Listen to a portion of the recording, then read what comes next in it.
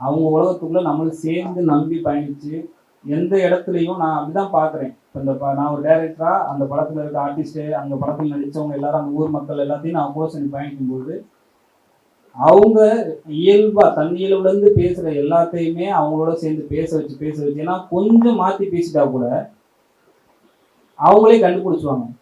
இல்லையே இது ஏதோ எங்கள் கேள்வி வைக்கிற மாதிரி. எக்ஸாம்பிளுக்கு அந்த இறுதியில் வர ஒரு வார்த்தை, படத்தில் கூட நடித்த அந்த ஒயிட் ஷாப் போயிட்டு வராங்கல்ல, அவங்க வந்து கடைசியில் அந்த ஒரு பொண்ணு அந்த ஒரு வார்த்தை சொன்னோடனே டப்புன்னு திரும்பி ஷூட்டிங் ஸ்பாட்டில் என்ன சொல்லுது அப்படின்னாங்க.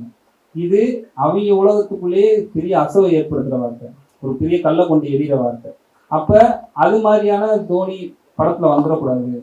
அந்த படத்தில் அவன் ரியாக்ட் பண்ணுறது, நடிக்கிறது, பேசுறது, வைக்கிறது எல்லாமே அவன் அன்றாடத்தில் புழங்கிட்டு இருக்கிற விஷயமாவே இருக்கணும் அப்படின்றத ரொம்ப பிளான் பண்ணி ஸ்க்ரீன் ப்ளே பண்ணுறது தான்.